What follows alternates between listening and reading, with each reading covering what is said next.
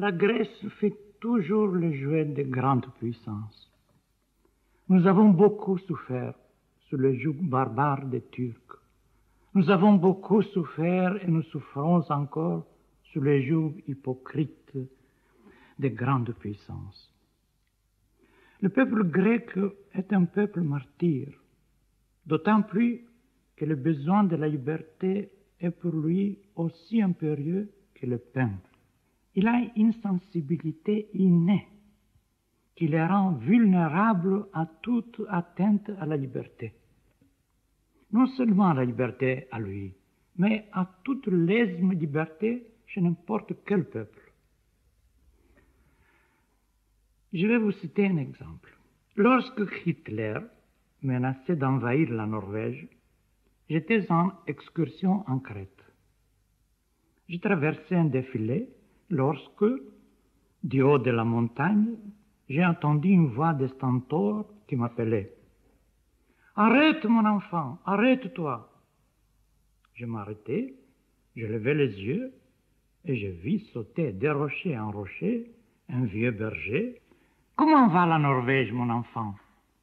me cria-t-il essoufflé. « Elle va mieux, grand-père, lui répondis-je. Elle va mieux. »« Dieu soit loué, dit-il, et il fit le signe de la croix. « Veux-tu une cigarette, grand-père? Je n'ai besoin de rien. Puisque la Norvège va mieux, je n'ai besoin de rien. » Voilà les Grecs. Ce vieux berger ne savait sûrement pas où se trouve cette Norvège. Il ne savait peut-être pas si c'était un pays ou une femme, mais il savait ce que c'est que la liberté. Le vrai miracle grec ne s'appelle pas beauté, il s'appelle liberté. Chaque peuple à qui fut donnée une mission sur la terre jette son propre cri. L'hébreu appelle Dieu. L'hindou s'efforce, par-delà les phénomènes, de saisir les sens. Les Égyptiens, du fond de leur tombeau, crient et implorent l'immortalité. Aux Grecs a été donnée la mission de transformer l'esclavage en liberté. Comment voulez-vous alors qu'un écrivain grec ne mette toutes ses forces au service de la liberté? Comment voulez-vous que je regarde impassible les mots? Non, mon roman La liberté ou la mort n'est point un récit légendaire. C'est une réalité sanglante. Le héros du livre a existé. Il a toujours existé en Crète. Une telle série d'héros qui ont lutté durant des siècles et sont morts pour la liberté. Capitaine Michel, le héros de la liberté ou la mort, est la concentration de toutes les aspirations de sa race. Héros représentatif du peuple grec. Entre la liberté ou la mort, il ne balance pas, car il sait, ou plus exactement, il sent sourdement que la vie n'est pas le bien suprême. Oui, Capitaine Michel a le don, comme vous dites, d'électriser les hommes. Mais c'est parce que ces hommes sont de bons conducteurs d'électricité. Ils voient dans le héros ce qu'il voulait, ce qu'il devrait être, le modèle auquel il s'efforce de ressembler. Aucune légende, mythe ici et réalité s'identifient. Dans mon roman, je n'ai rien inventé. J'ai dévoilé des souvenirs de mon enfance, le vieux guerrier que j'avais commis, mon père, mon grand-père, l'insurrection, le massacre, le pleurs de ma mère. Je revivais les douleurs de ma patrie et souvent, je l'avoue, je pleurais en écrivant. Naturellement, pour des lecteurs qui n'ont jamais vécu pareilles péripéties sanglantes, ces événements de notre âge leur paraissent légendaires. Pour nous autres, ce sont des choses vécues. Lorsque j'étais enfant, la légende et la réalité ne faisaient qu'un seul compte. Salut, Je ne veux pas vous ennuyer en vous exposant longuement notre problème crucial linguistique. Il divise en deux camps ennemis la Grèce moderne. D'une part, nous avons les puristes qui écrivent une langue bâtarde, mi-antique, mi-moderne, mi-vivante, mi-morte, qui est la langue officielle de l'État et de l'Église, du Parlement et des tribunaux, de l'université aussi. D'autre part, la langue vivante du peuple, la démotitie, qui est totalement triomphante dans la littérature et commence à s'emparer des écrits scientifiques. Nous nous trouvons aujourd'hui en Grèce à l'époque linguistique de Dante, où les érudits, les savantissimes, écrivaient le bas latin et témoignaient un profond mépris envers la langue du peuple, la seule langue vivante. Voyez-vous, j'écris la langue du peuple. Mais la démotitie ne s'enseigne pas dans les écoles. Nous n'avons pas de dictionnaire de cette langue. Et la langue qu'on emploie dans la vie quotidienne est forcément pauvre. L'écrivain néo-grec est donc obligé de cueillir son matériel sur les lèvres du peuple et de rédiger son propre dictionnaire. Nous sommes obligés d'entreprendre bien des voyages et de parcourir la Grèce d'un bout à l'autre pour cueillir de la bouche des paysans, des pêcheurs, des bergers, des artisans, les mots et les employer dans nos écrits. J'ai donc entrepris de longs voyages pendant des années pour cueillir les mots de la bouche du peuple et rédiger mon dictionnaire. Je voulus, mêlant de tous ces idiomes néo-grecs, former une langue panhellénique. Mais comme les lecteurs grecs n'ont jamais vu ces mots vivants imprimés, et la plupart ne les connaissent même pas, ils se sont choqués en lisant tant de mots qui leur étaient inconnus. Pour se disculper et sauver la face, ils déclarent que ce sont des mots crétois. Mais en vérité, je n'ai jamais employé des mots exclusivement crétois, que lorsque je ne trouvais pas ailleurs les mots équivalents. J'ai traduit la Divine Comédie de Dante, 14 000 vers. J'ai mis au défi le lecteur de trouver ne fût-ce que 14 mots exclusivement crétois. Personne n'a relevé le défi. J'ai écrit une épopée Odyssée qui commence là où finit l'Odyssée d'Homère, 33 000 vers. J'ai mis au défi le lecteur d'y trouver ne fût-ce que 33 mots exclusivement crétois, un mot à chaque 1000 vers de 17 syllabes. Personne n'a relevé le défi. Il y a donc, à l'accès de mon œuvre, ce premier handicap linguistique. Second handicap, les tendances de mon œuvre ne sont pas tout à fait conformistes. Ni les autorités politiques, ni l'Église, ni la vieille garde de l'ordre établi ne sont d'accord avec moi. Tant que j'écrivais des vers, ils se bornaient à ne pas me lire. La poésie n'atteint point les masses et ne leur est donc pas dangereuse.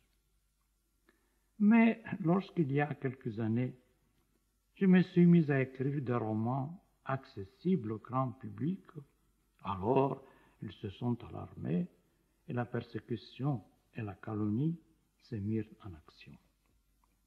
Ils voulaient brûler mes livres et jeter l'anathème sur l'auteur. Mais en même temps, les larges masses du peuple, intriguées, se mirent à me lire. Ils découvrirent que je combats les facteurs de leur misère, les promoteurs de leur ignorance. que je m'insurge contre l'injustice et que je prêche un christianisme pur, exempt de toutes les tares dont l'ont défiguré et alourdi quelques serviteurs indignes du Christ. Dès ces moments, mes livres sont avidement lus. Enfin, par snobisme, les couches supérieures de la société ne résistent plus.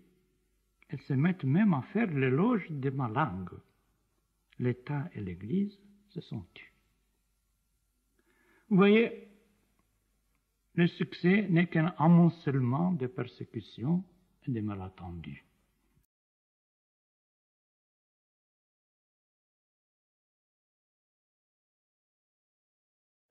Non, il ne s'agit pas d'une foi aveugle.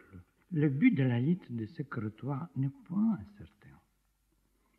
Ces combattants souffrent d'un malaise qui leur est douloureusement clair.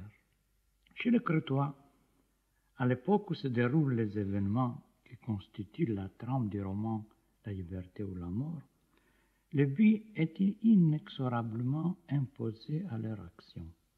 La libération du joug turc. Secouer le joug turc est la première forme de la liberté, la plus urgente.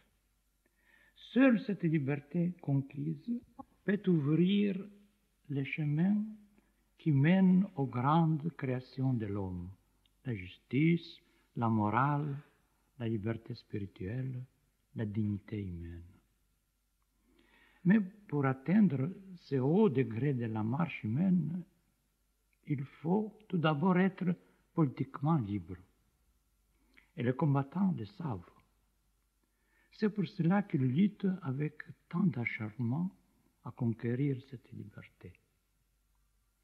Les héros qui incarnent cet élan brisent leur vie. Ils la brisent pour conquérir cette liberté. Mais n'est-ce pas là la destinée des héros? Oui, je crois que vous avez raison. Je suis hostile à la tradition. Mais lorsqu'elle prétend conserver immobile l'ordre établi, lorsqu'elle est aveugle et ne voit pas que la réalité, toujours jaillissante, se renouvelle violemment aux périodes révolutionnaires. Je suis pour la tradition qui s'adapte à la réalité en marche. Le premier commandement de cette tradition, c'est de la dépasser. On est fidèle à la tradition qu'en la dépassant. Mais, et c'est l'essentiel, la dépasser en suivant la ligne de sa direction initiale. Les héros de mes romans, malgré leur âge de combattants, restent fidèles à la ligne tracée par leur père et grand-père. Ils suivent la tradition séculaire et ne se posent jamais de dilemme. Ils sont sûrs. Ce sont des êtres frustes qui n'obéissent qu'à leurs instincts et ne peuvent être dévoyés par des considérations intellectuelles. C'est ici encore qu'un vieux mythe grec peut illustrer cette transmission de force que nous donne le contact avec nos racines. Vous vous rappelez peut-être le géant Anté. Il ne pouvait pas être vaincu par Hercule tant qu'il arrivait à toucher la terre.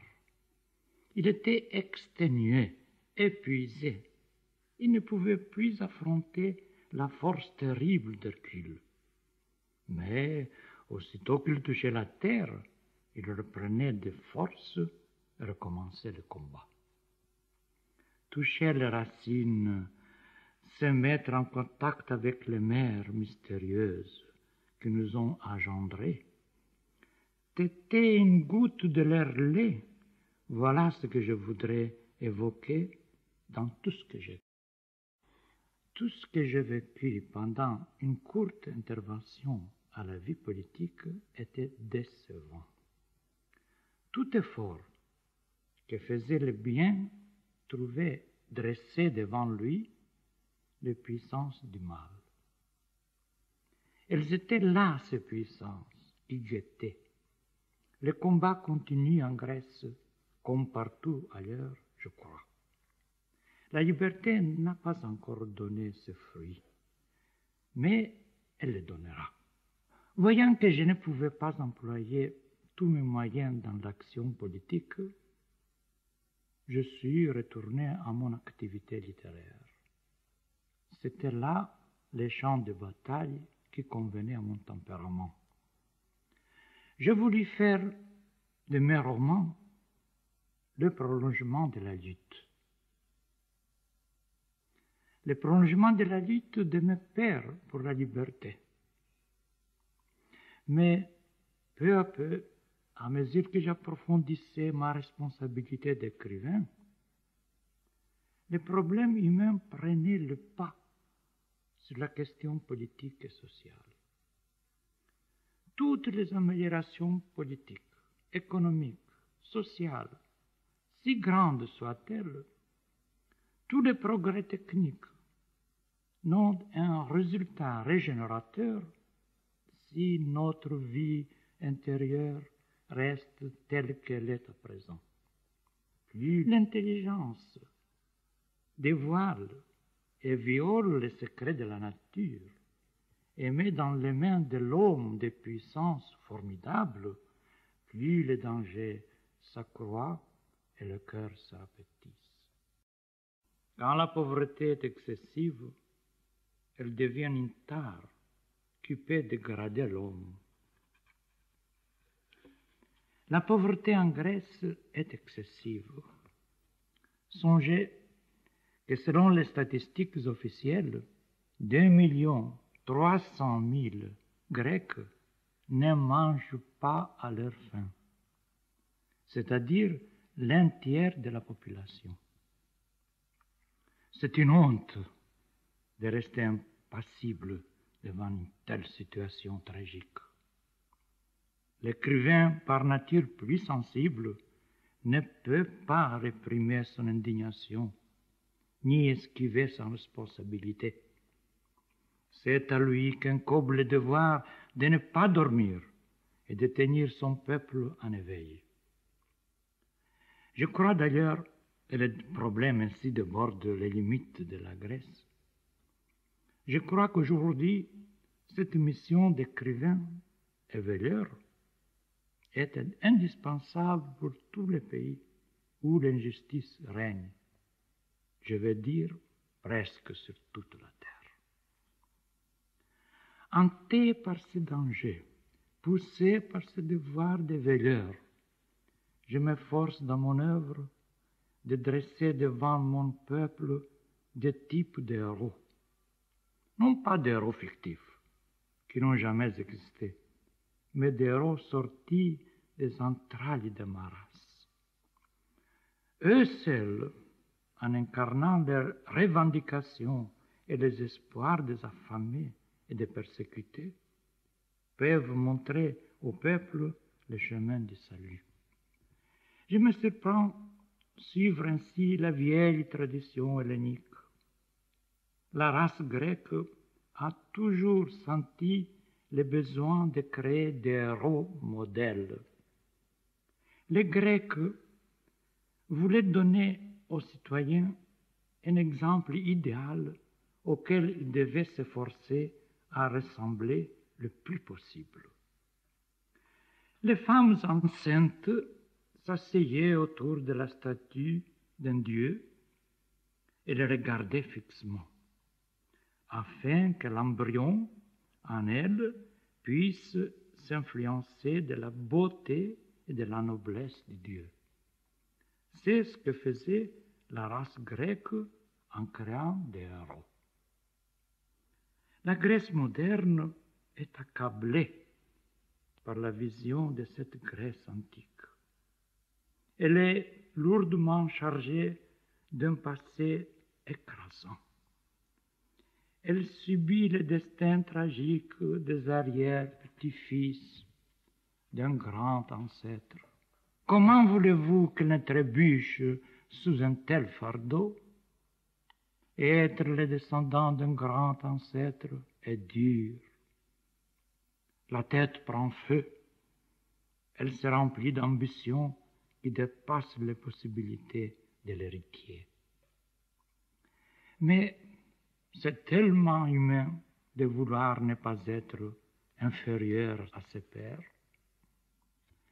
La Grèce a subi l'essor de ses privilégiés. Aussitôt libérée du joug ottoman, elle fut envahie et déchirée par la grande idée. Reconquérir Constantinople et reprendre les rivages de l'Asie mineure, où ont poussé les premières fleurs de la pensée et de l'art hellénique. Pendant des dizaines d'années, elle s'est épuisée en poursuivant cette chimère. Aujourd'hui, elle s'est assagie. Mais si je juge par moi-même, à l'encontre de toute logique, au tréfonds de mon cœur, reste encore une étincelle de folie. Cette folie, je la nomme espérance. Un peuple qui souffre a plus que les autres peuples besoin d'héros. Et la Grèce souffre. Le visage de la Grèce a été toujours inondé de larmes et de lumière.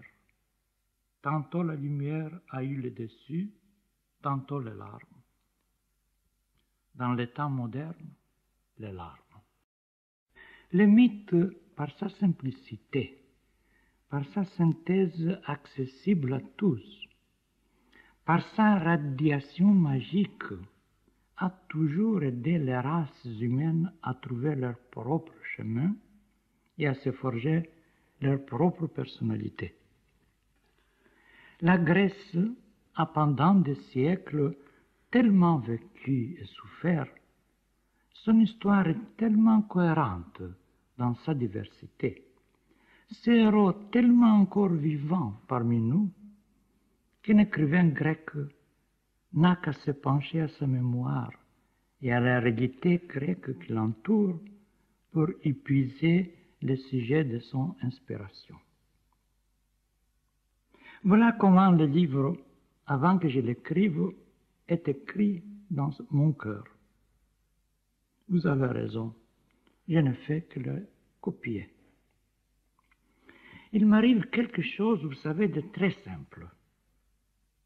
Vous avez peut-être vu comme le ver à soie file son cocon.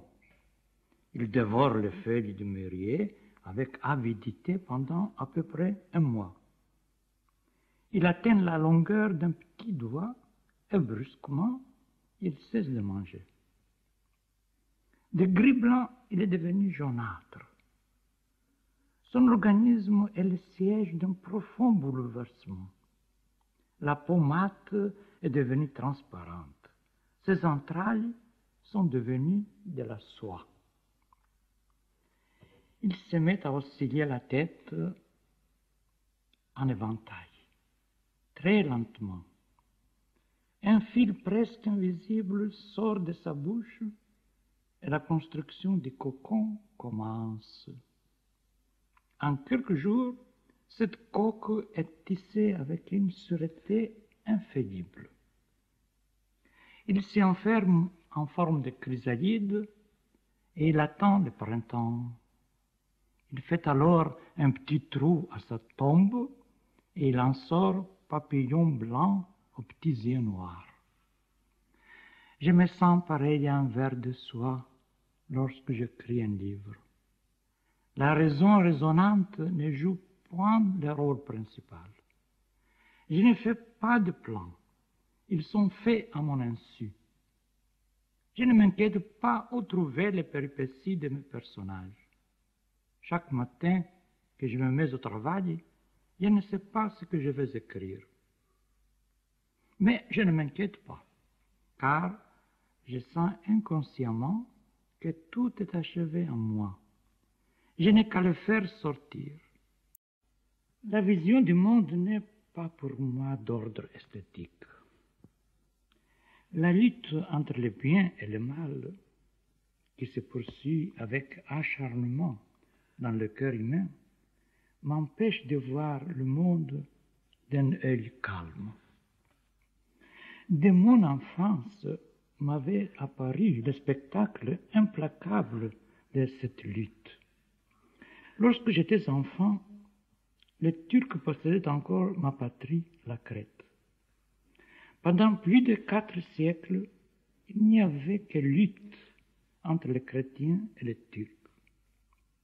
Les deux grands principes du bien et du mal, de la liberté et de l'esclavage, se dressaient devant mes yeux d'enfant, non pas comme des idées abstraites, mais en chair et en os, en chrétien et en turc. Ce fut la semence d'où est sortie toute mon œuvre, la lutte entre le bien et le mal, avec les conséquences inévitables d'une lutte sans merci, la cruauté, la douleur, l'espoir, le désespoir, et enfin la victoire, criblée de blessures, éclaboussée de sang. Voilà pourquoi le but suprême que je poursuis dans mon œuvre n'est pas la beauté. Mon but est de prendre part à cette lutte et d'aider le bien à triompher. Et la première forme que je donne à ce bien, c'est forcément la forme de la liberté. Lorsque le grand peintre Rouault avait peint des visages terribles de laideur, pour exprimer quelques aspects de son émotion religieuse, son ami, le violent catholique Léon Blois, s'est mis en fureur. « Vous vous trompez, lui cria-t-il. Vous démolissez la beauté chrétienne. » Mais Rouault ne s'intéressait pas à la beauté. Il s'intéressait à exprimer sa conception de la vérité chrétienne. Je sens qu'aujourd'hui, notre âme en détresse aspire à quelque chose de plus pressant que la beauté. La beauté suffit aux époques relativement équilibrées, qui ont réussi à trouver, ne fût-ce que provisoirement, une solution à leurs problèmes idéologiques et matériels. Mais nous autres, vivons à une époque où le vieux décalogue social ne parvient pas à apaiser nos angoisses. Des problèmes fondamentaux n'ont pas encore trouvé une solution qui puisse satisfaire aux exigences de notre temps. Le problème de la liberté, de la morale, de la justice, le problème de la paix, la guerre, contre la faim et la misère, contre l'abrutissement par l'alcool ou la luxure. Notre devoir le plus pressant est de s'attaquer à la solution de ces problèmes. La beauté peut attendre. Le moment que traverse l'humanité est grave. Il y va non seulement du salut de la culture, mais de la vie même de la planète. L'écrivain doit sonner la cloche d'alarme. De sa nature, il est sismographe sensible. Il sent le tremblement de terre qui s'approche. Voilà pourquoi ma vision du monde n'est pas d'ordre esthétique. Que je le veuille ou non, je me mets au service du destin de notre temps. La vie est engagée, je m'engage avec elle. Pour toutes ces raisons, je ne me considère pas comme un littérateur. Je vais dire comme un serviteur de la beauté. Eh bien, j'ai le sentiment que cet universalisme d'amour est un élément essentiel de votre œuvre, qui est inspiré par une attitude vivante envers le monde, attitude qui dépasse d'ailleurs entendement et raison, et qui se rapprocherait des élans mystiques. Et à cet égard, en lisant vos romans, je pense souvent à la phrase d'un auteur que vous citiez à l'instant, Léon Blois. « Tout ce qui arrive est adorable, disait-il, il n'y a qu'une tristesse, c'est de n'être pas des saints. » Eh bien, comme le romancier accueille ce monde adorable, et que par le mythe romanesque, le romancier peut créer des saints, il me semble que l'écrivain occupe une position privilégiée qui lui permet de lever, dans ce monde romanesque, dans le monde de sa fiction, cette tristesse que dénonçait Léon Bloy. Oui, sûrement, il n'y a qu'une tristesse, c'est de n'être pas des saints. Mais un mystique musulman complète Léon Bloy en nous indiquant le chemin qui mène à la sainteté. Devenir saint, dit-il, est le désir suprême. Mais il faut d'abord satisfaire à tous les autres désirs. Il unit ainsi ces musulmans la béatitude mystique avec la réalité si tentatrice. Il nous conseille de consommer, comme dirait Kierkegaard, le mariage du ciel et de la terre. Je partage les conseils de ces mystiques. L'ascension de l'enfer au purgatoire, du purgatoire au ciel, voilà le long chemin ardu qui mène à la sainteté. Je ne suis point dans mes romans un hagiographe, un peintre d'icônes. Je ne crée pas des saints libérés de la terre, frappés tout à coup par la grâce. Je ne crois qu'à la lutte. Je fais au diable sa part, à Dieu aussi, car tous deux luttent dans notre cœur et tous deux collaborent à la destinée de l'univers. Pour cette raison, la tristesse est exclue de mon œuvre. Les combattants ne sont pas tristes, ils n'ont pas le temps. Ils souffrent, oui, ils souffrent, ils ressentent des douleurs atroces, mais ils ne sont pas tristes. Il n'y a qu'une seule tristesse, non pas celle qu'affirme Léon Bloy, mais celle de ne pas combattre. Être saint est un idéal que nous pouvons atteindre ou non, mais il y a un état qui, selon moi, est supérieur à la sainteté atteinte. C'est de combattre pour atteindre la sainteté. Le moment le plus sublime de l'homme, ce n'est pas la conquête du bien, c'est l'assaut pour conquérir le bien.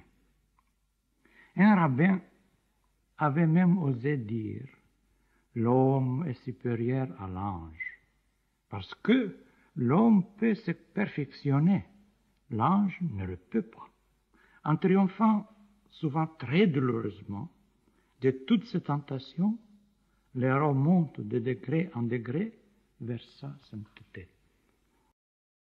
Mais j'aimerais que vous précisiez la position de vos personnages par rapport à la mystique. Quand on dit qu'ils sont mystiques, s'agit-il pour eux de s'occuper de choses qui n'existent pas, ou s'agit-il au contraire de s'occuper de choses qui existent et avec lesquelles ils sont face à face?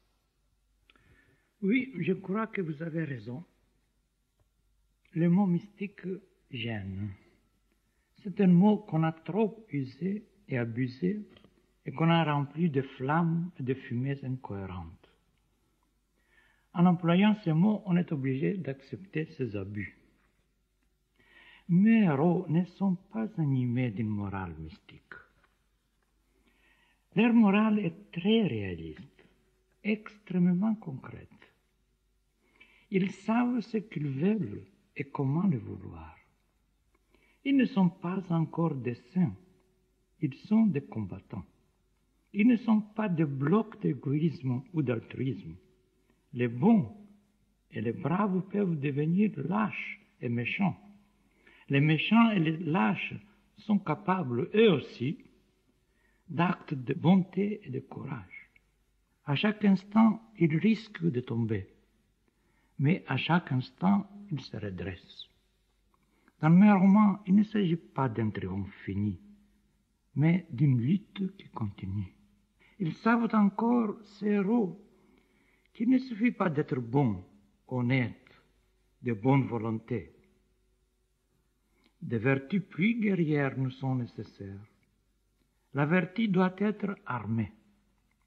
Non seulement l'espérance doit être militaire, comme disait Charles Maurras, mais aussi l'amour. Tel est l'idéal de ces héros crétois que je tâche d'évoquer dans mes romans. La femme, je l'avoue tout confus, n'y joue qu'un rôle secondaire. Je ne la laisse pas, par ses charmes, par ses vertus, par ses vices, ralentir la marche des hommes. Je connais ses vertus, je connais ses sacrifices, mais je sens une sorte de pudeur à les dévoiler.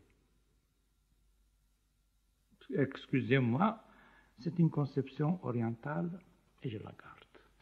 Telle est la vision austère de la vie du héros crétois. Il y a, je crois, 3 sortes d'âmes, 3 sortes de prières. Première prière.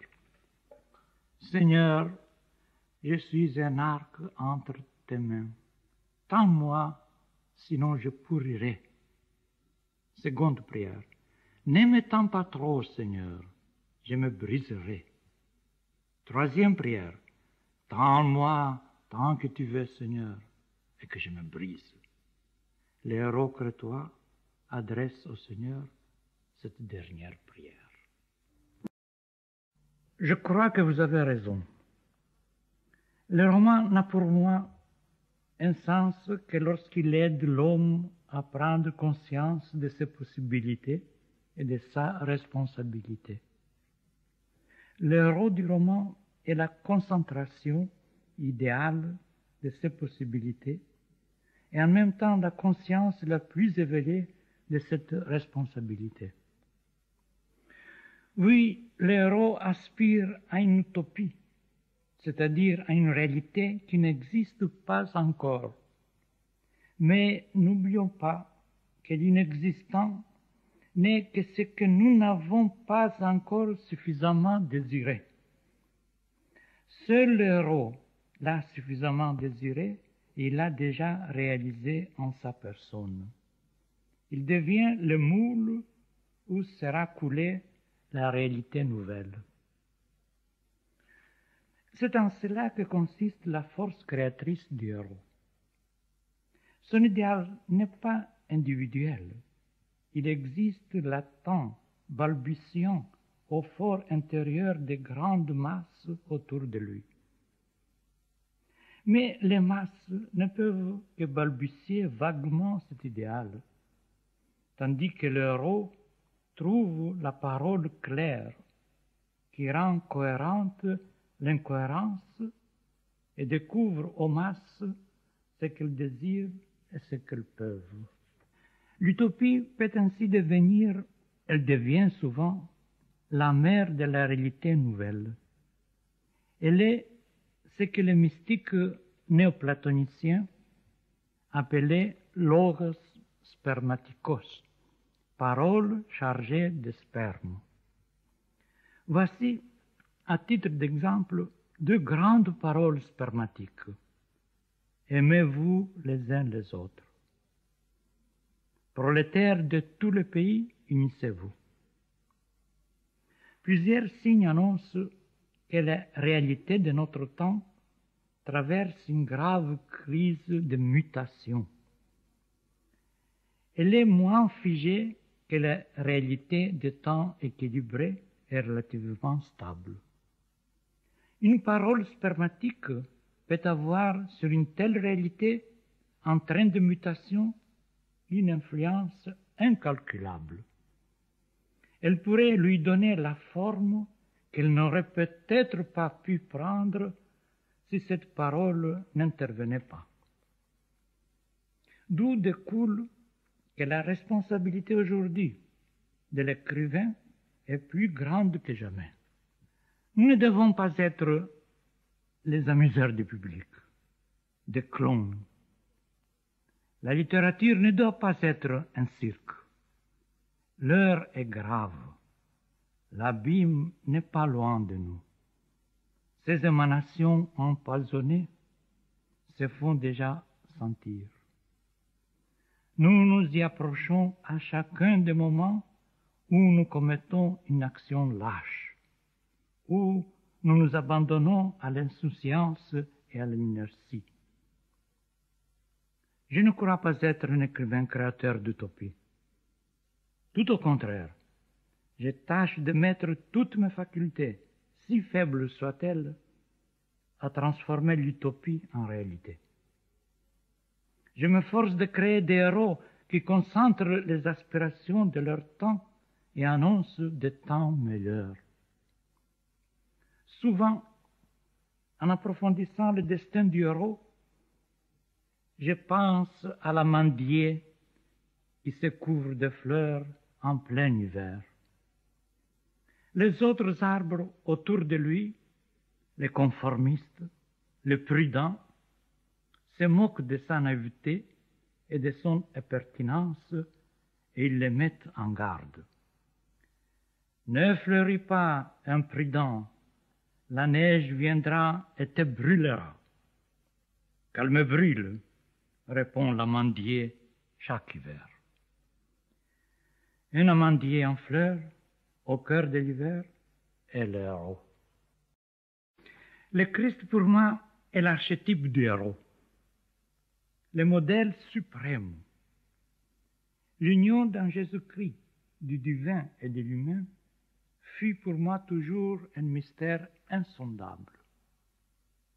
L'aspiration surhumaine et en même temps si humaine de rentrer à Dieu et s'unir avec lui m'apparaît toujours l'aboutissement extrême de la destinée humaine. Une lutte sans trêve et sans merci contre les lois de la pesanteur et le lot de l'homme dans cet élan ascendant. De ma première jeunesse, la source de toutes mes joies et de toutes mes douleurs fut cette lutte entre la chair et l'esprit. Je sentais en moi des ténèbres ancestrales et en même temps des élans irrésistibles vers la lumière. Transmuer ces ténèbres en lumière fut le devoir que je me suis donné. J'aimais mon corps, j'aimais mon âme, et je m'efforçais de concilier ces deux ennemis en même temps et ces deux collaborateurs. Ils ne le savent pas qu'ils sont des collaborateurs, mais quelqu'un en moi le savait. Ils se mettaient à transformer leur haine en amour, entreprise qui surpassait mes forces. J'étais désespéré. C'est alors que Christ m'apparut sous la forme qui convenait à mon angoisse, comme un modèle suprême, comme la plus haute réussite de la lutte entre la chair et l'esprit, comme l'absorption intégrale de la haine par l'amour.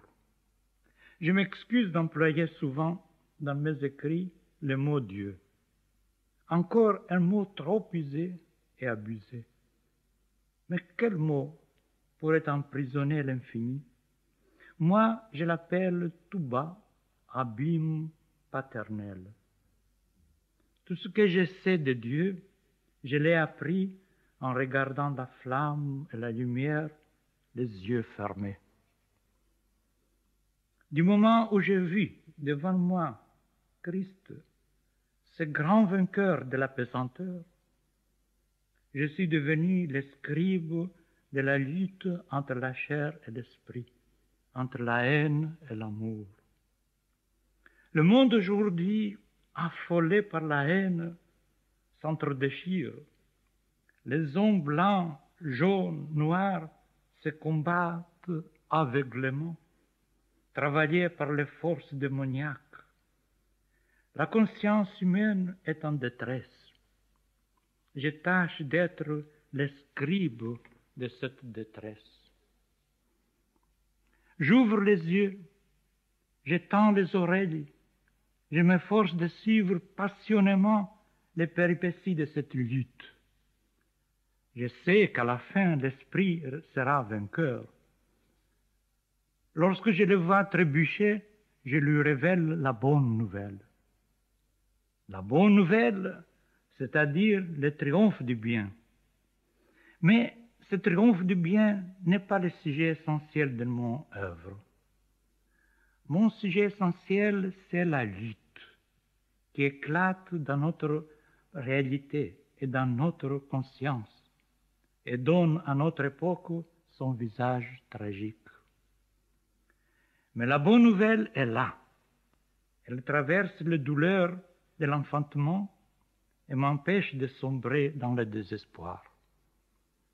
J'attends avec confiance, après des ruisseaux de larmes, de sueur et de sang, le triomphe de l'amour.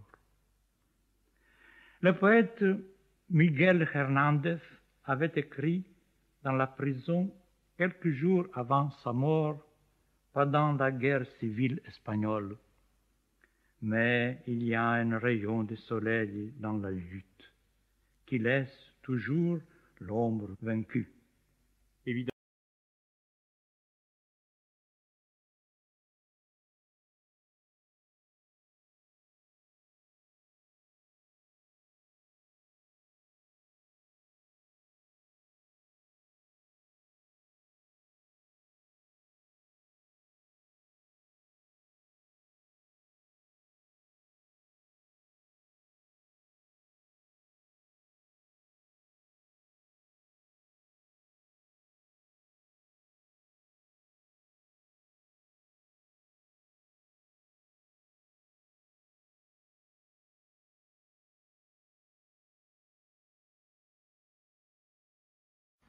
Oui, mes héros ne sont pas des rationalistes.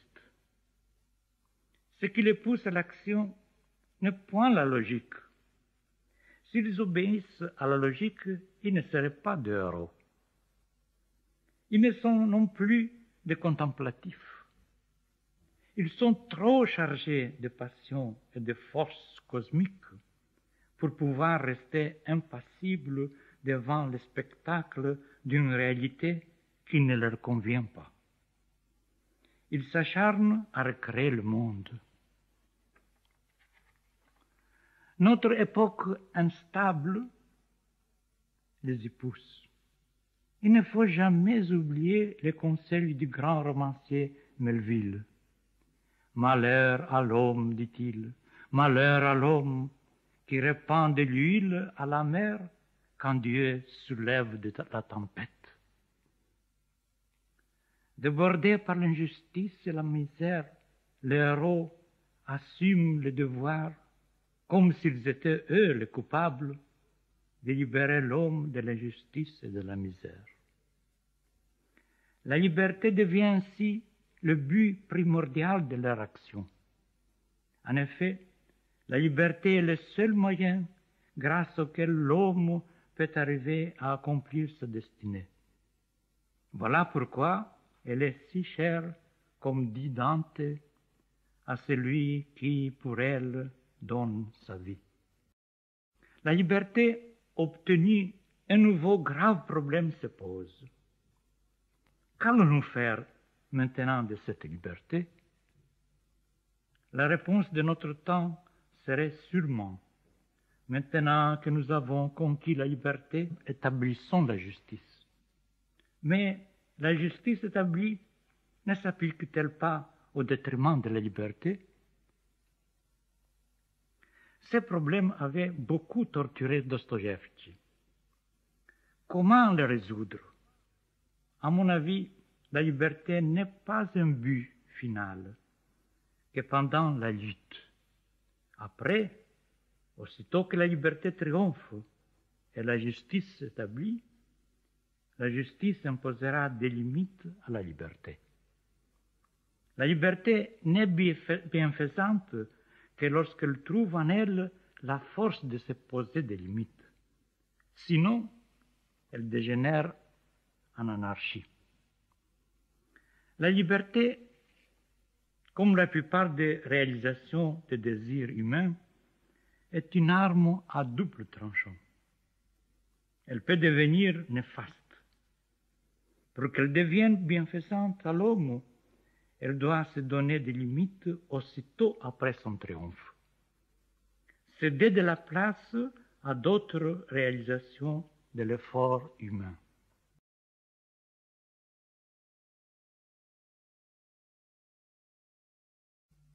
Bien que le problème de savoir si on a réellement la foi est assez rarement soulevé dans votre œuvre, je suis frappé quand je vois que presque toute cette œuvre est animée au moins par l'esprit du sacrifice. Constamment, vos héros cherchent le bon usage qu'il faut faire de la vie, et ils résistent à toutes les sollicitations d'un petit bonheur au jour le jour pour se lancer dans une grande entreprise. C'est ça leur démon, c'est ça leur vigilance. Et à propos de la mort du héros, j'aimerais également faire remarquer que presque toujours vous donnez une importance dominante à la fête pascale. Vos héros meurent à Pâques, qu'il s'agisse de Manolios ou du capitaine Michel, et même de Saint François, que nous évoquerons la semaine prochaine. Pourquoi ? Parce que de cette fête, il se dégage une grande émotion essentielle d'ailleurs pour toute l'orthodoxie, et aussi parce que Pâques, il me semble, dégage, par le thème de la résurrection, le principe spirituel qui ainsi se rend maître de la matière que pendant toute leur vie, ils se sont appliqués à gouverner, à maîtriser.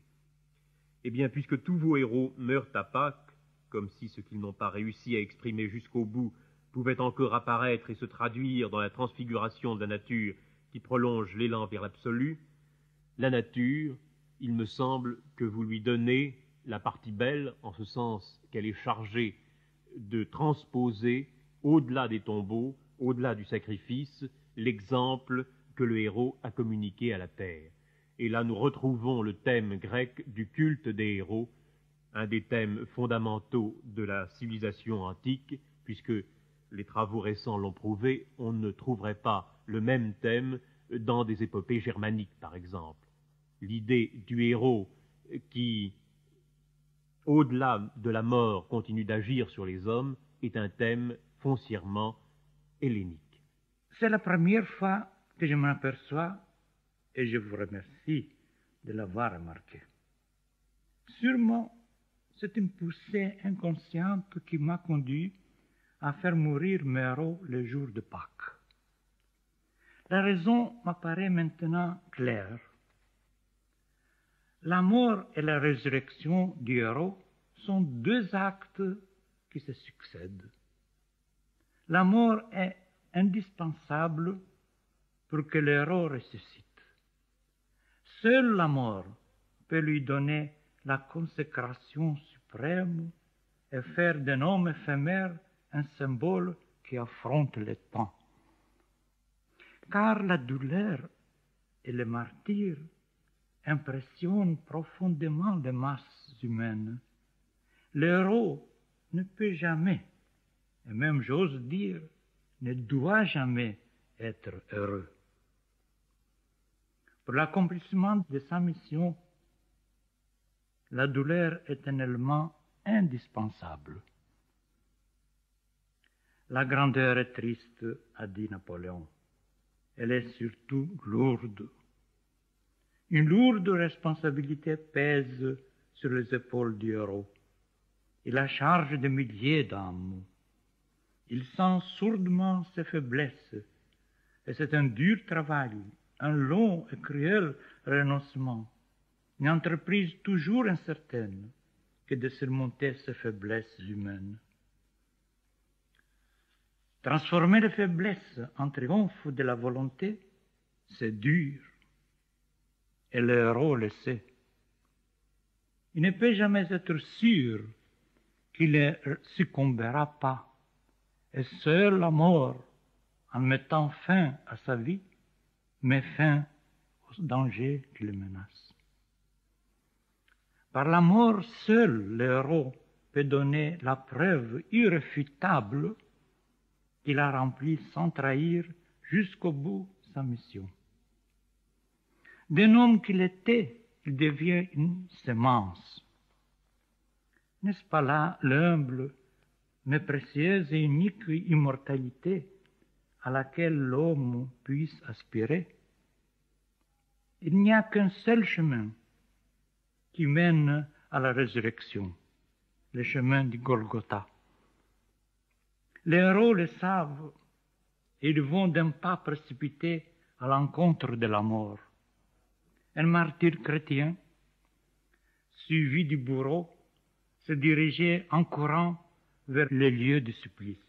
« Pourquoi accours-tu si vite » lui cria le bourreau essoufflé. « Je suis pressé, répondit le martyr. Les héros savent que la mort est la récompense suprême de leur vie et ils sont toujours pressés. Oui, dans mon livre « Le pauvre d'Assise », j'ai voulu faire la synthèse du panégyrique et de la géographie.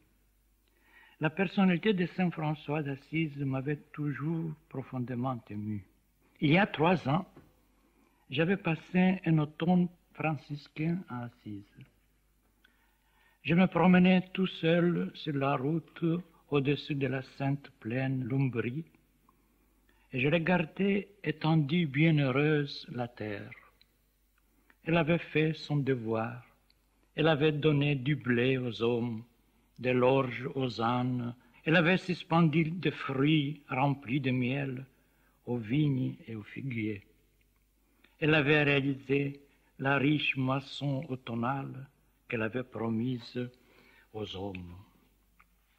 Un jour, à mes promenades, j'ai rencontré Jorgensen, l'auteur de la célèbre biographie de Saint François. « Vous aimez Saint François » me demanda-t-il. « Pourquoi ?»« Pour 2 raisons, lui répondis-je.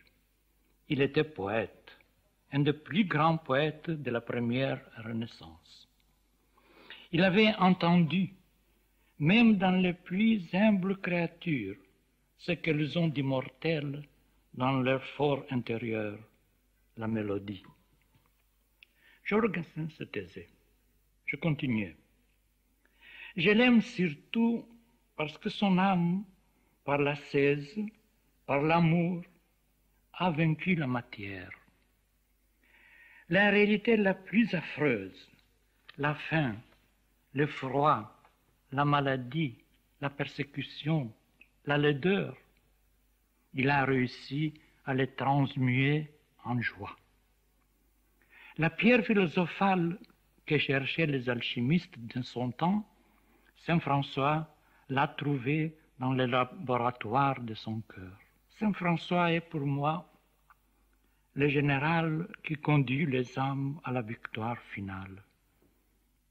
Quelle victoire? La transmutation de la matière en esprit. Ce n'est pas assez, murmura Jorgensen. Tâchez d'approfondir. Et il se tut de nouveau. J'ai suivi son conseil. Je me suis mis à approfondir ces miracles humains. Une biographie basée sur la tradition historique et légendaire ne me satisfaisait pas. Je sentais le besoin de recréer en moi le saint et d'évoquer dans mon fort intérieur sa vie, de trouver à travers les vérités et les légendes qui l'entourent mon Saint François d'Assise, qui puisse me donner la certitude, ma certitude. Ce récit est sorti d'un jet, dans des conditions pénibles pour moi. J'étais gravement malade et j'ai senti le besoin de détourner mon esprit de la mort et le fixer sur un athlète qui a vaincu la mort. Je crus voir dans le délire de la fièvre Saint François s'approcher de mon lit et se pencher en souriant sur mon visage. J'avais compris. J'ai ressenti une reconnaissance profonde envers cette ombre qui est accourue vers moi sans que je susse que c'était moi qui l'avais appelée. Aussitôt remis un peu de ma maladie, je m'empressai à dicter à ma femme la lutte sans merci et la grande victoire du Poverello. Je voulais le remercier d'être accouru à mon secours. Je le répète, c'est le Saint François d'Assise comme je l'ai vécu pendant mes nuits d'insomnie. Je rapporte les paroles qu'il a prononcées. Je lui prête d'autres paroles qui ne sont pas citées dans la légende, mais qu'il pourrait les avoir dites, car elles sont, je l'espère, inspirées de sa tendresse et de son amour pour les créatures. J'ai tâché de freiner l'imagination et ne laisser que le cœur intervenir. Je ne m'intéressais point à la littérature en écrivant ces livres, ni à l'analyse psychologique. Le seul sentiment que j'éprouvais, c'était d'assister à une lutte d'un être humain qui s'acharne à escalader une montagne à pic, et ses pieds et ses mains sont ensanglantés. Je voulais montrer que dans l'âme humaine, il y a de grandes forces insoupçonnées, que par paresse, par lâcheté, par manque d'idéal, nous ne les utilisons pas et nous les laissons dormir et périr. Un jeune homme, une fois, était allé trouver un ascète sur le mont Athos pour lui demander un conseil. « Monte aussi haut que tu le peux », lui répondit l'ascète. « Donne-moi un autre conseil, mon père, plus difficile, » insista le jeune homme. « Monte plus haut que tu ne le peux, » répondit l'ascète. « Monter plus haut que nos forces présumées ne le supposent, voilà le seul chemin de nous surpasser. » C'est le chemin qu'il a suivi Saint François. Il est arrivé jusqu'au sommet de la montagne de son ascèse, je veux dire jusqu'à Dieu. Cette preuve de grandes possibilités que recèle l'âme humaine, je voulus la dévoiler à mes lecteurs en suivant les traces ensanglantées du pauvre d'Assise. Comme chez tous les héros et chez tous les saints, la vie de Saint François fut une lutte sans merci. Avant tout, lutte contre soi, contre la chair qui persistait en lui, et de temps en temps, elle levait la tête et voulait imposer ses droits. Lutte contre l'impiété, la lâcheté, l'incompréhension de ses contemporains. Lutte contre l'Église officielle qui refusait à lui permettre de fonder son ordre trop absolu dans sa pureté. Lutte enfin contre ses disciples même, qui dénaturaient la règle de son ordre et donnaient un autre sens à son message. Peut-être la lutte la plus douloureuse pour Saint François fut celle menée contre les déviations de sa doctrine par ses disciples. Il a subi lui aussi le sort de tous ceux qui apportent au monde un message nouveau. Embrassé par les disciples, ce message prend la forme et l'élan de leur cœur. Il change forcément avec la réalité qui coule. En vain, le Créateur crie « Je ne voulais pas cela, arrêtez !» L'idée se détache de lui et continue son chemin en se moquant souvent de son Créateur. C'est ce qu'il arrive à Saint François. En face de lui se dressa son disciple Elia Bombardone, au tempérament violent, à la volonté implacable, qui se mit à changer la règle trop austère de l'ordre, à bâtir de grandes églises, à fonder des écoles et des universités, à remplacer la naïveté souriante de Saint François par l'orgueilleuse science humaine. « Oh, mes frères !» criait le pauvre d'Assise, « le Seigneur m'a commandé d'être humble et simple et ignorant, Il me promit de me conduire par ces sentiers au ciel. Prenez garde, ô mes frères, Dieu nous punira pour cette arrogance de votre esprit. Mais il criait, le pauvre d'Assise, il criait en vain. Et ce fut là la douleur la plus aiguë de l'apôtre de la divine ignorance. Le seul parfait chrétien depuis Jésus dira, Renan, de lui dans ce sens précisément, par ce retour à la simplicité primitive. N'est-ce pas aussi par ce côté actif et concret que vous avez été attiré quand vous avez évoqué Saint François? Je crois que vous avez bien deviné. Je ne me rappelle plus quel poète a écrit quelques vers que j'aime beaucoup. La raison résonnante, vêtue de haillons composés de manuscrits déchirés, frappe à la porte du paradis. Seigneur, pleurnicha-t-elle, je suis la raison résonnante. Fais-moi l'aumône d'un morceau de pain. Je crève de faim. Mais une voix derrière la porte se fit entendre. Va-t'en. Ça pourrait bien être la voix de Saint François. Il se méfiait de la raison résonnante. Il n'avait aucune confiance à l'intelligence. Il arrachait les livres des mains de ses disciples. Il se rendit un jour à Bologne, où son disciple Pietro Stassia avait fondé une école de théologie. Il dispersa les livres, il mit à la porte le disciple qui étudiait là, et il ferma l'école. Seule la prière, s'écria-t-il, mène au ciel. Seul l'exemple de notre vie. Brûlez les livres. Il savait que l'intelligence humaine n'a pas d'aile. Elle est faite pour marcher et agir sur la terre. Le ciel est le domaine du cœur. Il savait que le parfum d'une rose peut nous approcher de Dieu plus qu'un livre de théologie.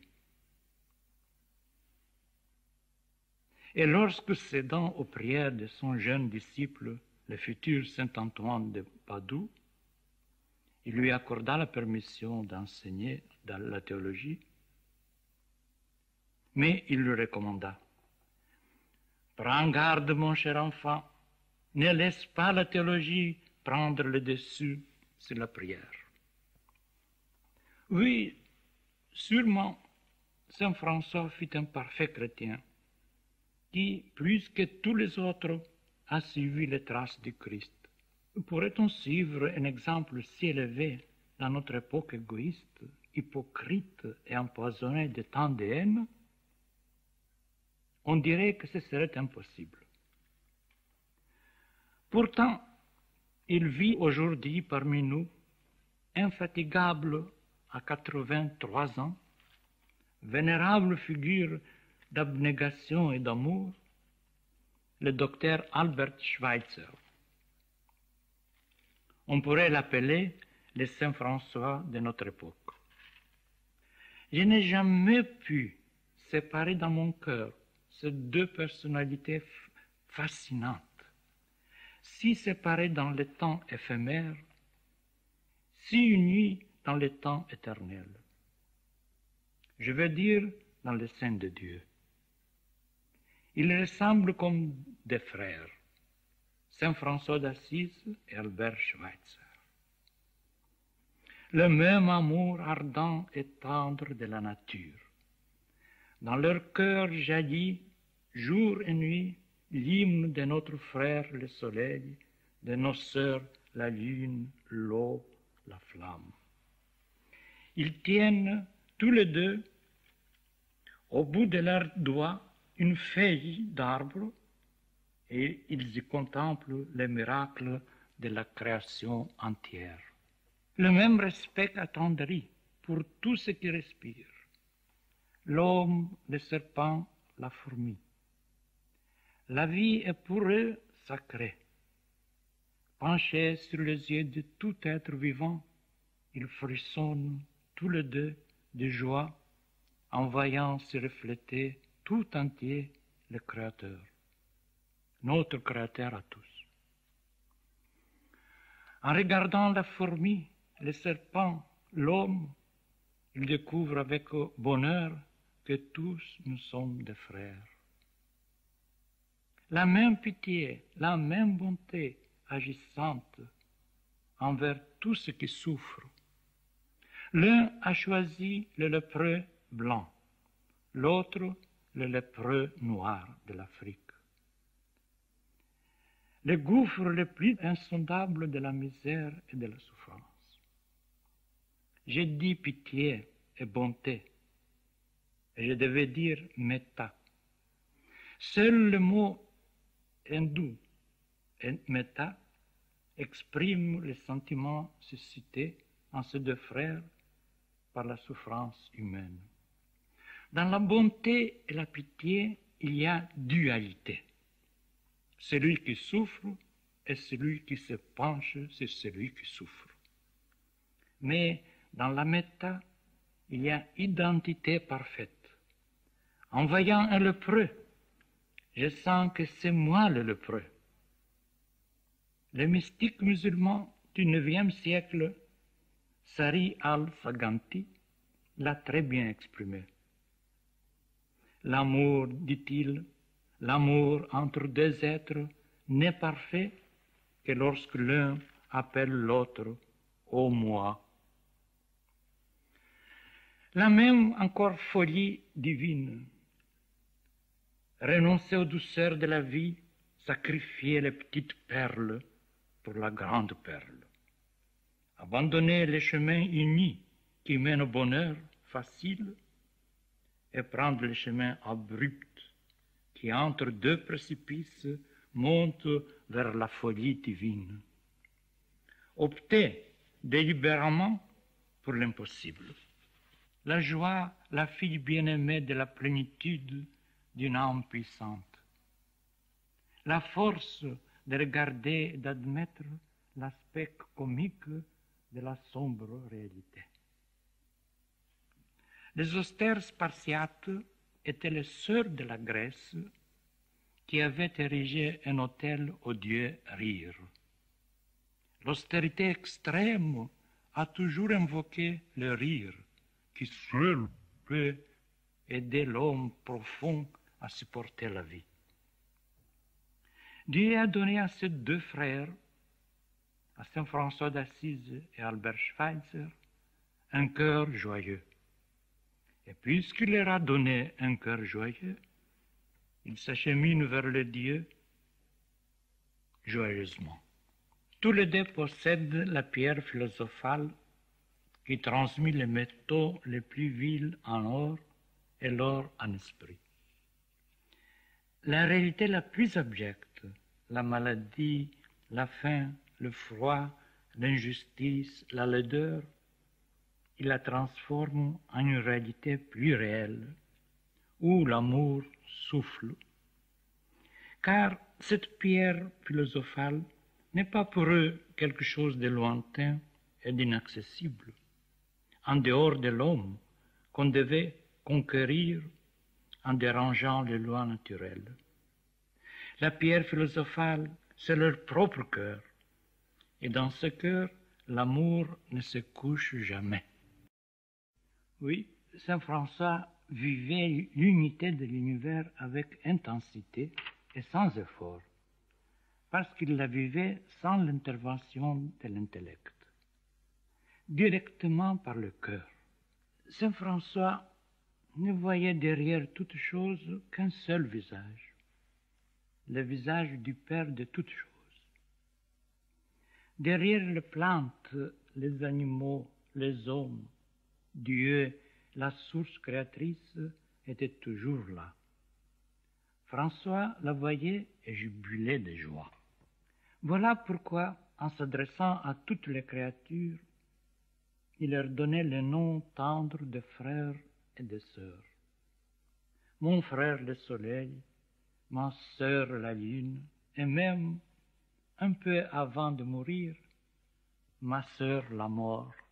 Toute créature, fût-ce la plus ordinaire ou la plus vile, une bouffée même de vent, le parfum d'une fleur, un vermisseau, lui servait de véhicule qui les conduisait à Dieu. Il chérissait surtout le feu et la lumière. Quand il s'éteignait, son cœur se crispait d'angoisse. Il avait confiance à la création. Elle est sortie des mains du Créateur.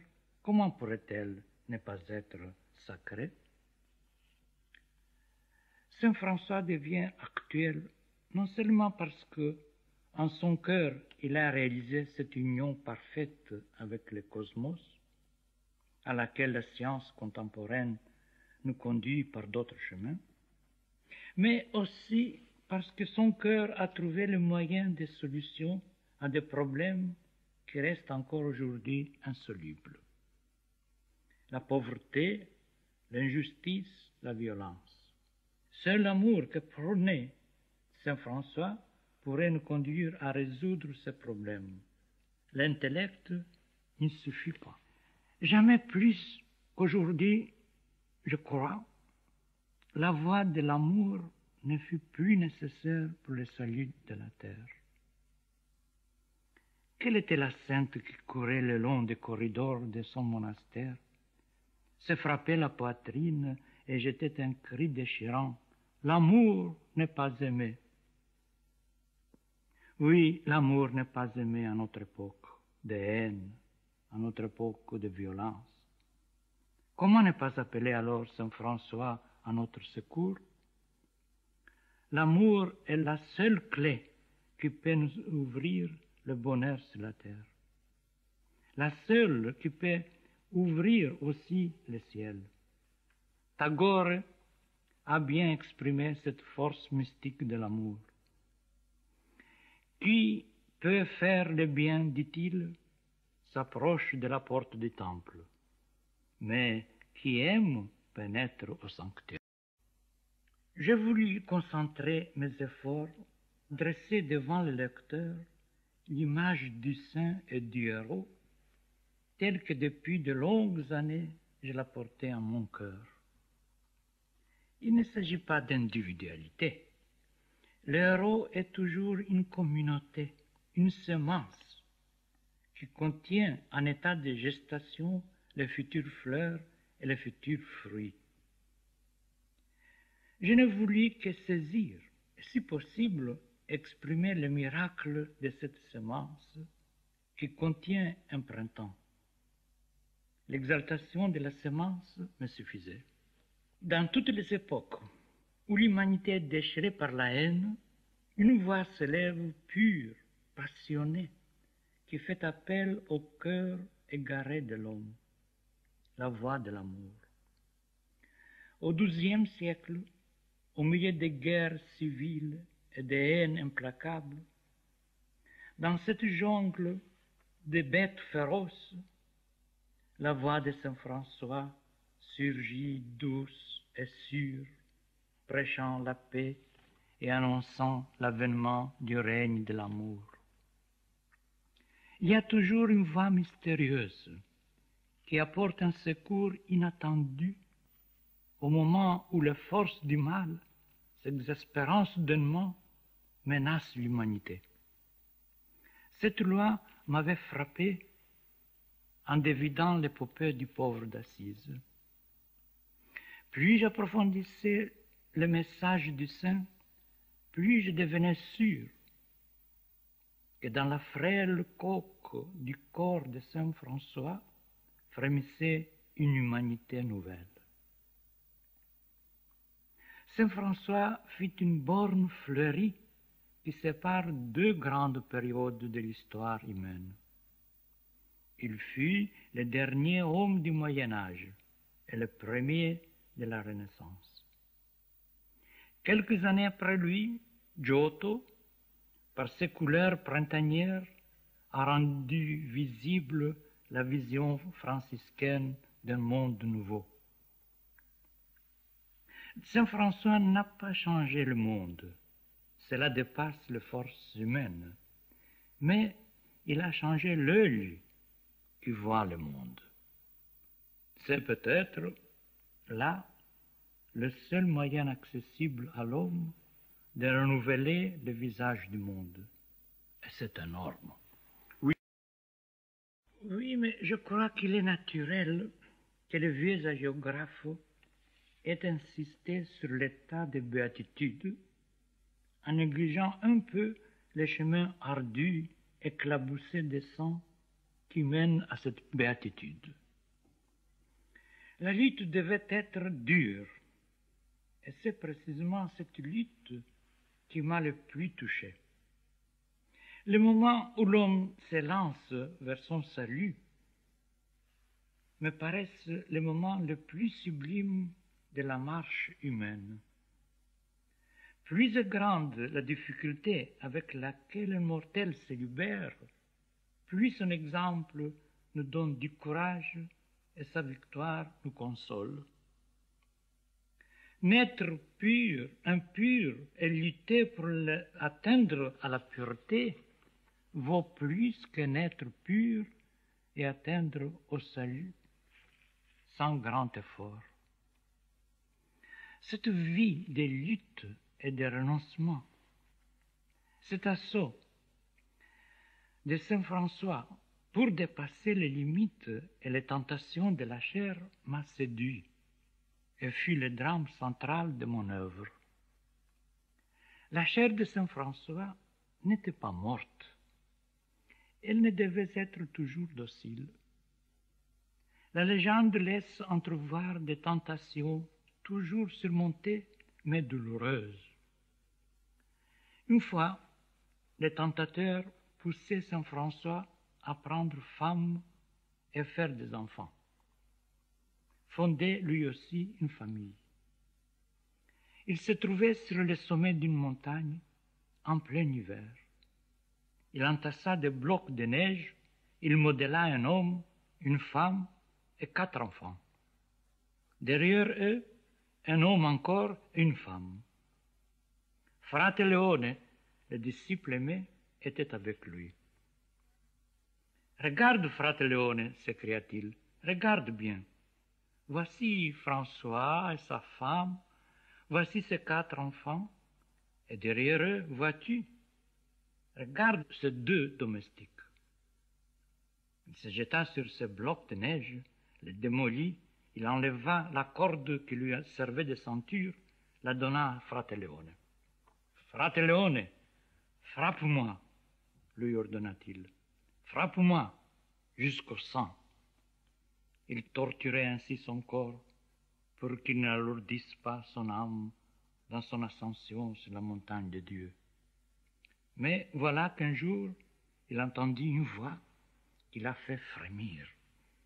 « François, tous peuvent être sauvés, tous, excepté ceux qui torturent leur corps, comme toi. » Saint François, vers la fin de sa vie, eut pitié de son corps.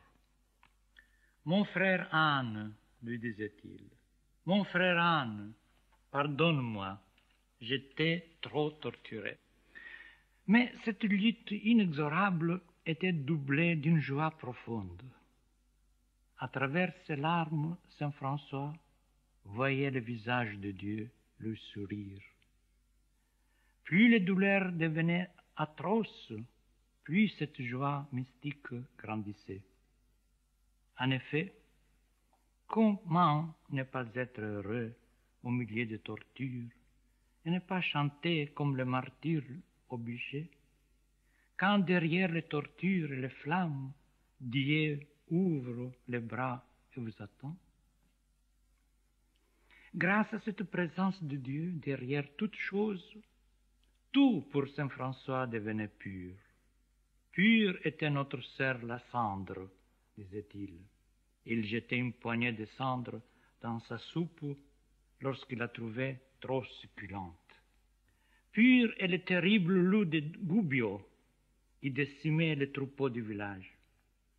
Il voyait dans ses yeux l'image du Créateur. Il tendait la main pour saluer son frère le loup. La tristesse, disait-il, est la maladie de Babylone. Il prenait 2 morceaux de bois Il faisait semblant de jouer du violon. Il se mettait à chanter en français, dans la langue de sa mère, comme il avait coutume de le faire dans ses heures d'allégresse. Entre cette joie ineffable et la chair qui de temps en temps s'insurgeait et se subjuguait douloureusement, Saint François s'acheminait vers Dieu. Il voyait à sa droite et à sa gauche ce que la mystique passionnée Angela di Foligno appelait le double abîme, l'abîme de la lumière et l'abîme des ténèbres. Il s'était tracé un sentier entre les deux abîmes et il s'était mis sur ce sentier d'un pas sûr en chantant vers le sommet de son ascèse vers Dieu.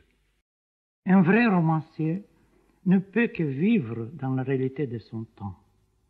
Et en vivant cette réalité, il prend conscience de sa responsabilité et il se donne le devoir d'aider ses semblables à envisager et à résoudre autant que possible les problèmes angoissants de son époque.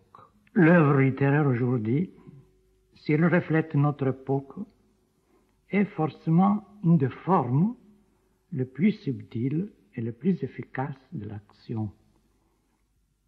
Ou plutôt, elle peut même devenir la semence d'une action. Le romancier, s'il prend conscience de sa mission, s'efforce de pousser la réalité qui coule en forme à prendre la forme qui lui paraît plus digne de l'homme. En d'autres époques plus équilibrées, plus sûres d'elle-même, la beauté pourrait suffire à satisfaire l'idéal de l'écrivain. Aujourd'hui, un écrivain, s'il est vraiment vivant, est un homme qui souffre et s'inquiète en voyant la réalité. Il se voit entraîné à collaborer avec toutes les puissances de la lumière qui survivent encore et faire avancer un peu la lourde destinée de l'homme. L'écrivain aujourd'hui, s'il reste fidèle à sa mission, est un combattant. Vous voyez, je ne suis pas du tout de l'avis de paresse. Au contraire, en écrivant, ma personne, toute vive emprisonnée, sort de sa prison. Non, je ne vois pas la crête comme une chose pittoresque et souriante. Grave est le visage de la crête, creusé par la lutte et la douleur. Cette île, située entre l'Europe, l'Asie et l'Afrique, était prédestinée par sa position géographique à devenir le pont entre ces trois continents. Voilà pourquoi la Crète fut la première terre en Europe qui reçut la lumière de la civilisation venue d'Orient. 2000 ans avant le miracle grec, fleurissait en Crète cette civilisation mystérieuse, dite égéenne, encore muette, étonnante de vie, ivre de couleurs, d'un raffinement et d'un goût qui suscite l'étonnement et l'admiration. C'est en vain que nous résistons à l'empreinte du passé. Il y a une émanation, je crois, une émanation magique qui rayonne des terres antiques qu'ont beaucoup lutté et souffert. Comme si quelque chose restait après la disparition de peuples qui ont lutté, pleuré et aimé sur un lopin de terre. Cette radiation des temps révolus était exceptionnellement intense en Crète.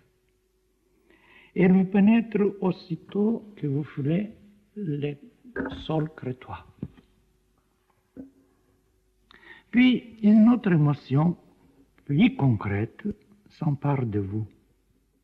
Celui qui connaît l'histoire tragique de cette île des derniers siècles est saisi en pensant à la lutte acharnée livrée sur cette terre entre l'homme qui combat pour sa liberté et l'oppresseur qui s'acharne à l'écraser. Ces Crétois, ces morituri pour la liberté, sont tellement familiarisés avec la mort qu'ils ne la craignent plus. Ils ont tant souffert pendant des siècles, ils ont tant de fois constaté que la mort même ne peut pas les abattre, qu'ils sont arrivés à cette constatation que la mort est indispensable pour le triomphe de leur idéal, que du sommet du désespoir commence le salut. Oui, dur à mâcher est la réalité, mais les Crétois, endurcis dans la lutte, avides de vie, l'avalent comme un verre d'eau fraîche. Comment est apparue la vie, grand-père?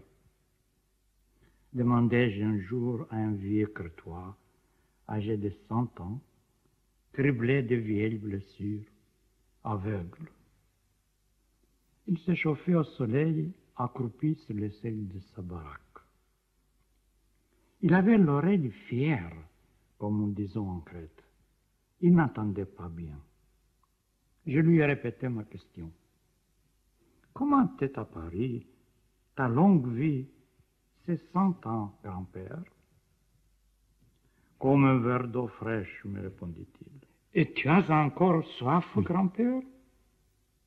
Il leva violemment le bras. Maudit soit-il celui qui n'a plus soif, s'écria-t-il. Voilà les Crétois. Comment ne pas en faire un symbole? Oui, je crois que c'est normal. Plus on reste loin de sa patrie, plus on pense à elle et plus on l'aime. Quand je me trouve en Grèce, je vois les petitesses, les intrigues, les sottises, les insuffisances des chefs, la misère du peuple. Mais de loin, on ne voit pas aussi distinctement les laideurs et on n'a plus de liberté de créer une image de la patrie digne d'un amour intégral. Voilà pourquoi je travaille mieux et j'aime mieux la Grèce lorsque je me trouve à l'étranger. Loin d'elle, j'arrive à mieux saisir son essence et sa mission dans le monde, et par conséquent, ma propre humble mission. Il arrive quelque chose, vous savez, de particulier aux Grecs qui vivent à l'étranger. Ils deviennent meilleurs. Ils ont la fierté de leur race. Ils sentent qu'étant grecs, ils ont la responsabilité d'être dignes de leurs ancêtres. Leur conviction qu'ils descendent de Platon et de Périclès peut bien être une illusion, une autosuggestion millénaire. Mais cette autosuggestion, en devenant foi, exerce une influence profonde sur l'âme néo-grecque. Grâce à cette illusion, les Grecs ont survécu. Après tant de siècles d'invasions, de massacres, de famines, ils auraient dû disparaître. Mais l'illusion, devenue foi, ne les laisse pas mourir. La Grèce, si elle survit encore, elle survit, je crois, à coup de miracles.